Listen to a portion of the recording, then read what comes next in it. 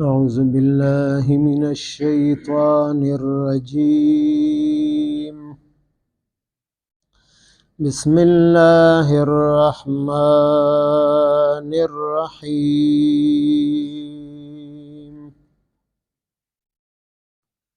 إنا أنزلنا إليك الكتاب بالحق لتحكم بين الناس بما أراك الله ولا تكن للخائنين خصيما واستغفر الله إن الله كان غفورا رحيما.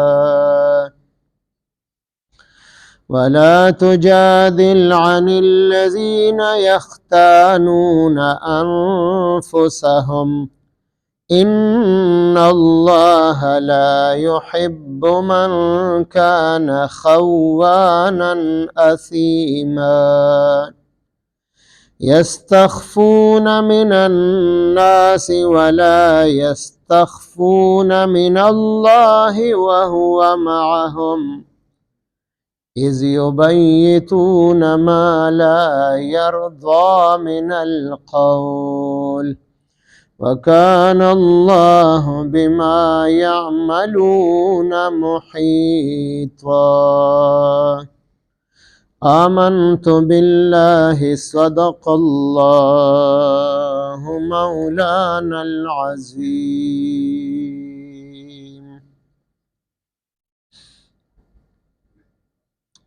سورہ نساء پنځم سپارہ آیات نمبر 105 106 107 108.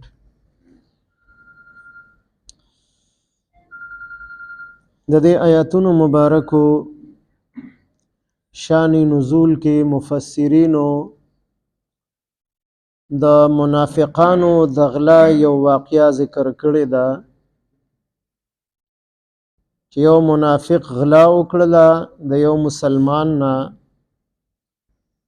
او بیا د غلا سامان بل چا کره کېښودو یو یهودي کره او د غلا سامان د یهودي د کور نه برآمد شو.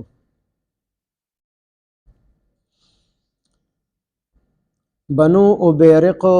په مدینه منوره کې یو قبیله وه چې دې کې اکثریت خلق هغه منافقانو چې یو منافق په هغې کې د هغه بشیر نومو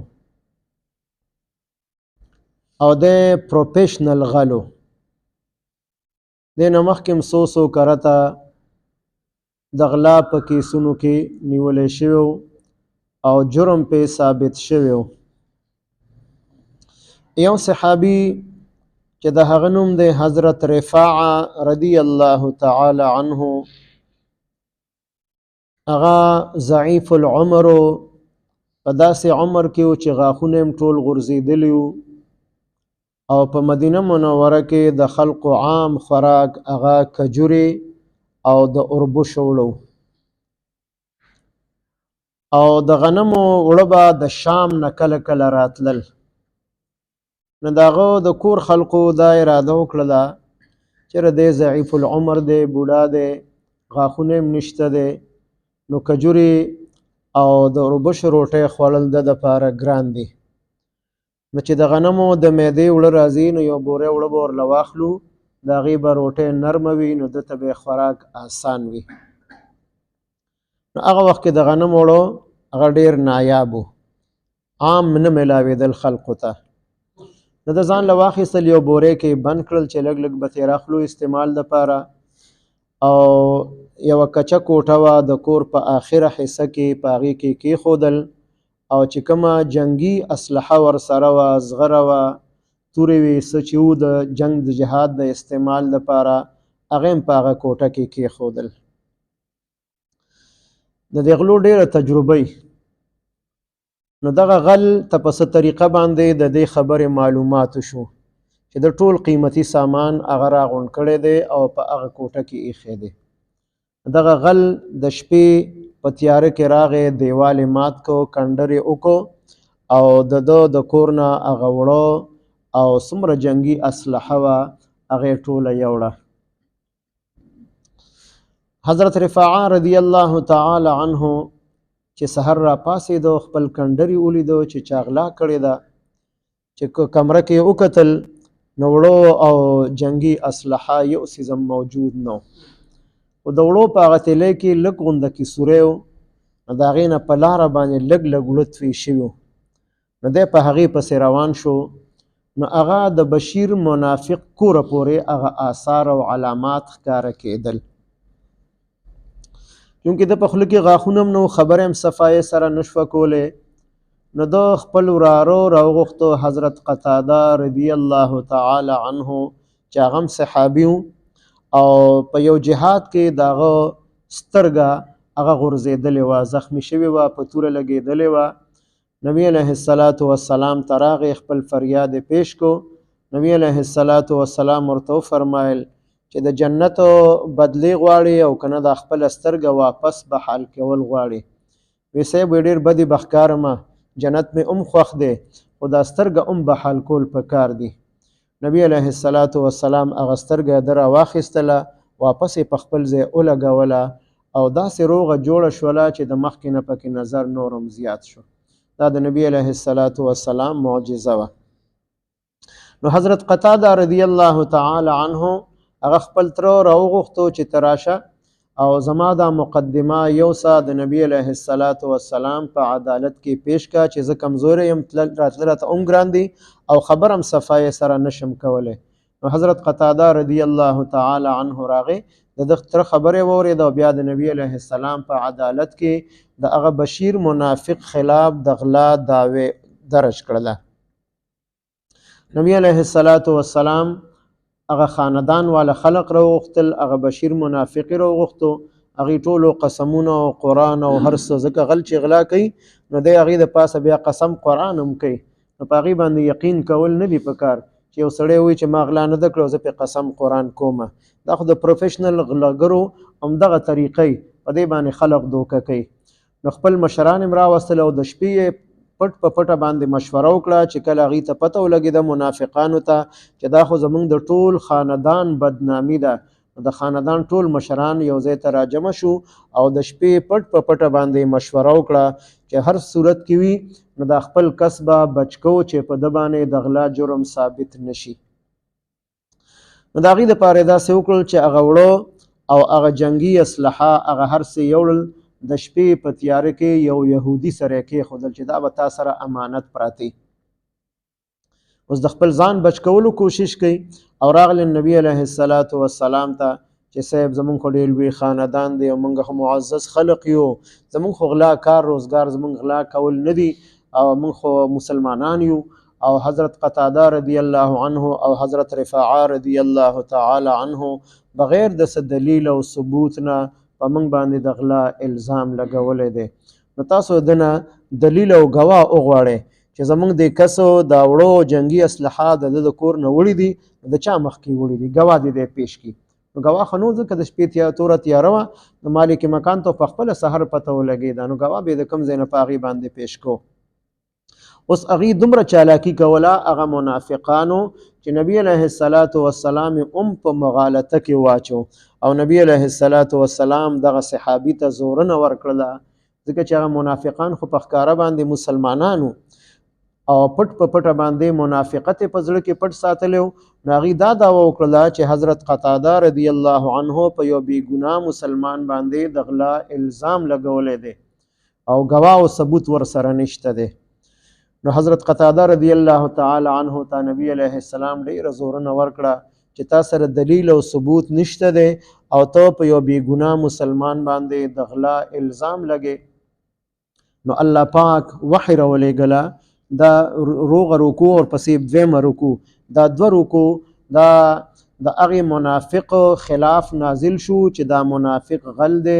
د غلا کړې ده. او بیا خو د غلا سامان د یهودي د کور نه برآمد شو. نبی علیه السلام د دې وحی راتللو نه مخکې اراده کړې وه چې ثبوت د جرم د يهودي باندې وشو لہذا د لاس کټ کول پکار دي د غلا د کړي دا ځکه منافقان خو مشران سپینروبي کسان را وستل اعلی قیمتي لباسونه چولیو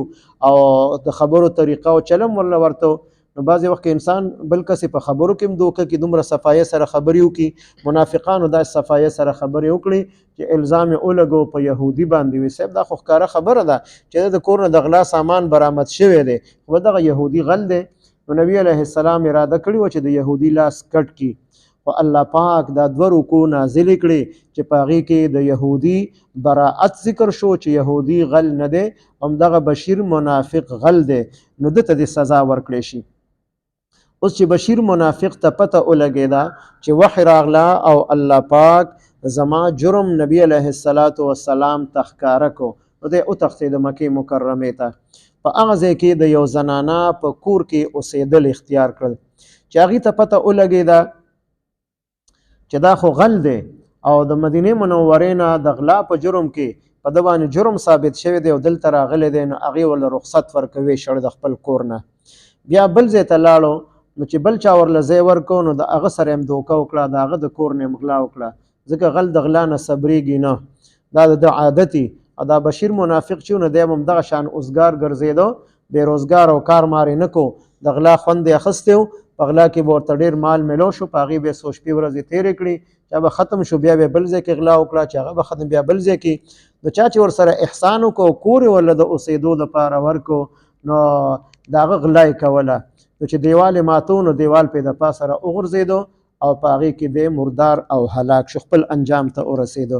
نو په دغه موقع باندې الله پاک دا آیتونه مبارک راولېږل او نبی علیه السلام ته هم په دې کې زورنه ورکړله چې تا یو صحابي ته ولې زورنه ورکړې ده او تا د دغې منافقانو طرفداري ولې کړې ده چې د هغې په خبرو کې راغلی نو ته په دې خبره باندې ته د هغې وکالت مه کوه د هغې د طرفه بحث مباحثه مه کوه او په دې باندې د الله پاک نه بخښنه او معافي وغواړه انا انزلنا بشک منګه نازل کړی دی الیک الکتاب تا ته دا کتاب قرآن مجید بالحق پرشتیا سره چې دا حق او سچ کتاب دی لتحکم د پاره د دې چې تو فیصله وکړي بین الناس د خلقو په منځ کې په انصاف سره په دې کتاب باندې فیصله وکړي دا کتاب الله پاک دې دپاره رالیږلی دی بما اراک الله بما په هغه څیز سره اراک الله چې ښکاره کړی دی تا ته الله پاک نو تا ته دا خبره ښکاره کړه چې دا بشیر منافق غل دی او دا یهودي غل نه دی دا بېګناه دی ولا تکن للخائنین ولا تکن او ته مه کېږه للخائنین د خیانتګرو د طرف نه د غلو د طرف نه خصیمه جګړه کوونکې ځکه منافقانو دومره صفایه سره خبرې وکړي چې نبی علیه السلام مغالطه کې پرېوتو او مالک د چا نه چې غلا شوې وه او د هغه ورارو هغې دواړو ته یې زورنه ورکړله چې تاسو سره ثبوت نشته دی او په یو بېګناه مسلمان تاسو د غلا الزام لګولی دی نو الله پاک نبی علیه السلام ته په دې باندې زورنه ورکړه چې ته د دغې غلو او خیانتګرو د طرف نه وکالت مه کوه د هغې طرفداري مه کوه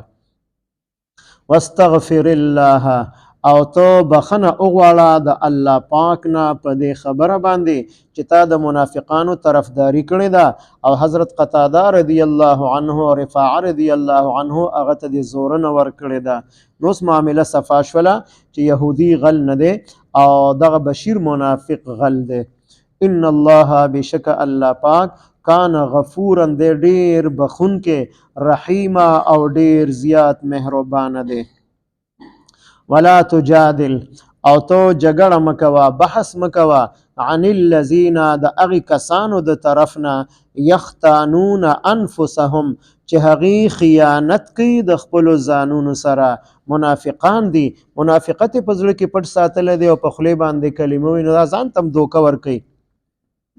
ان الله بشک الله پاک لا يحب محبت نساتی من کانا د هغه چا سره چې وي خوانا ډیر خیانتګر اثیما او ګناهګار. نو داسې خلقو سره د الله پاک محبت نشته دی. نو که ډیر خیانتګر وي او که لږ خیانتګر وي، که ډیر ګناهګار وي او که لږ ګناهګار وي، به هر حال د الله پاک نافرمانه دي. نو د الله پاک د نافرمانه خلقو سره، د سرکش خلقو سره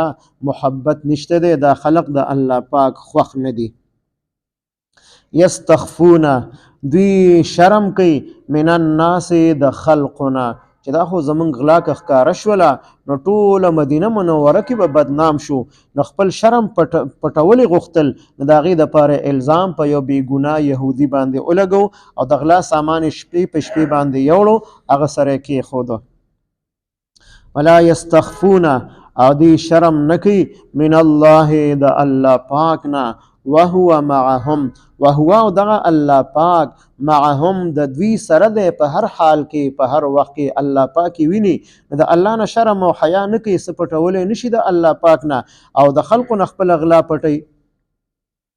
اذ یبیتون په کم وخت کې چې دوی د شپې پټې مشورې کولې، د شپې را جمع شو چې د خپل کس بچ کول غواړو، په هر حال کې چې د باندې د غلا جرم ثابت نشي، نو دا به په یهودي باندې دا جرم ورواړو او د غلا سامان به هغه سره کیدو.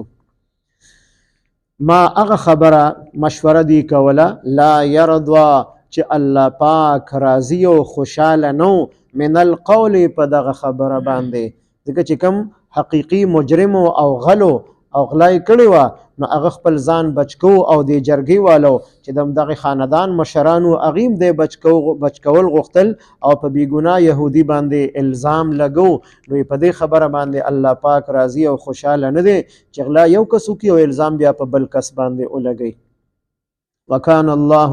او دی الله پاک بما یعملون په هغې کارونو چې دوی یې کوي محیط و احاطه کوونکې ګیره اچوونکې دی. د دې ټولو اعمالو نه الله پاک خبردار دی.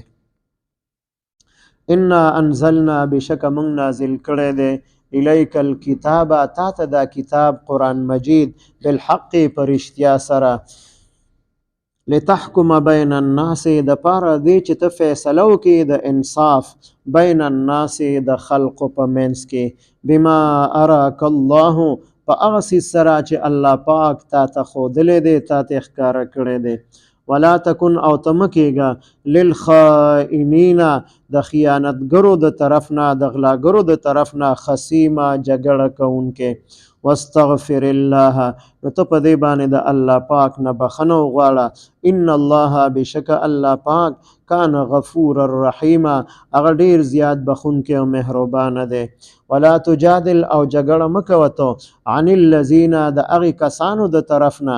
یختانون انفسهم چې هغې خیانت کوي د خپلو ځانونو سره. ان الله بشک الله پاک لا يحب محبت نساتی من کان د هغه چا سره چې وي خوانا ډیر خیانتګر اثیما او ډیر ګناهګار وي. یستخفون من الناس دی شرم کوي او خپله خبره پټوي من الناس د خلقنا ولا یستخفون او دی شرم نه کوي من الله د الله پاک نه وهو معهم او الله پاک په هر حال کې په هر وخت کې د دوی سره دی. اذ یبیتون په کم وخت کې چې د شپې مشورې کولې د منافقانو ما د هغه خبرې لا یرضا من القول چې الله پاک په دغه خبره باندې راضي او خوشحاله نو. وکان الله دی الله پاک بما یعملون محیط و په هغې کارونو چې دوی یې کوي ګیره اچونکی دی. اللهم صل علی سیدنا محمد وعلى آل سیدنا ومولانا محمد وبارک وسلم. رب اجعلني مقيم الصلاة ومن ذريتي ربنا وتقبل دعاء. ربنا اغفر لي ولوالدي وللمؤمنين يوم يقوم الحساب. ربنا اغفر لنا ولإخواننا الذين سبقونا بالإيمان ولا تجعل في قلوبنا غلا للذين